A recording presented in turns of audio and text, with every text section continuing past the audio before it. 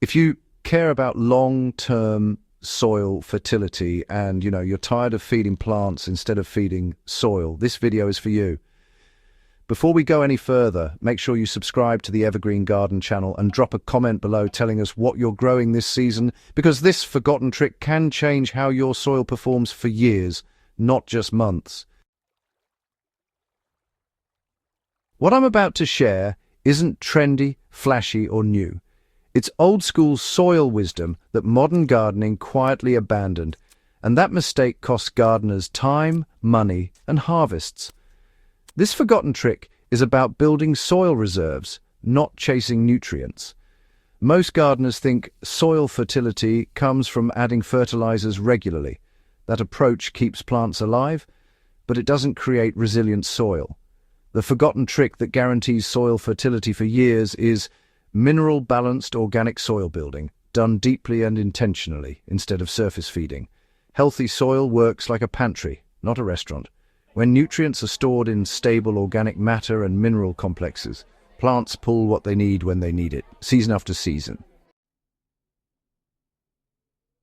Traditional farmers understood this. They focused on loading the soil with long-lasting fertility sources that break down slowly and stay available. When soil biology is fed properly, nutrients stop leaching away and start cycling.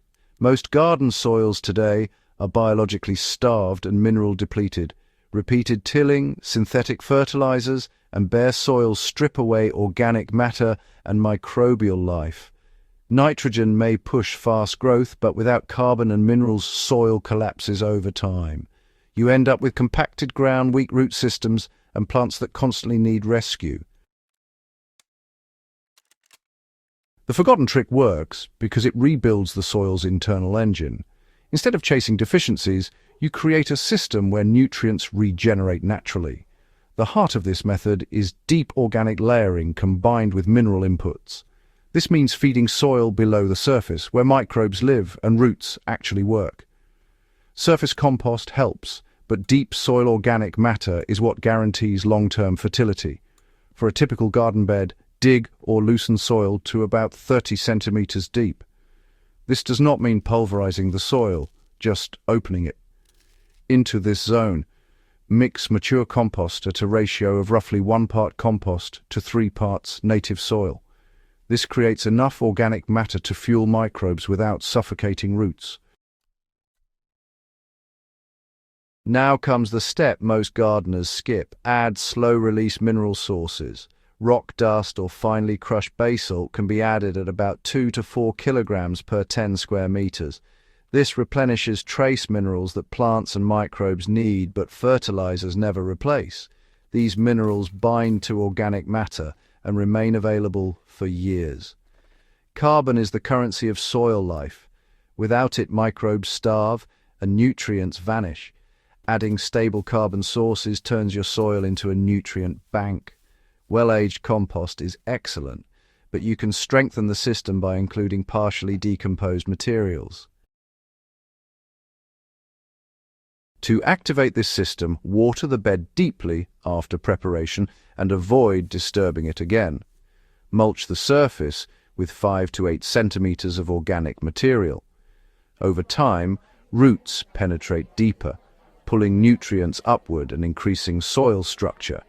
In vegetable gardens, this method allows you to plant heavy feeders like tomatoes or cabbages year after year with minimal additional feeding. A gardener using this system often only adds a thin compost top-up once a season. The reason this forgotten trick guarantees fertility is simple. Nutrients are stored, not spent. Organic matter stabilizes minerals. Minerals support microbes. Microbes feed plants. Each cycle strengthens the next.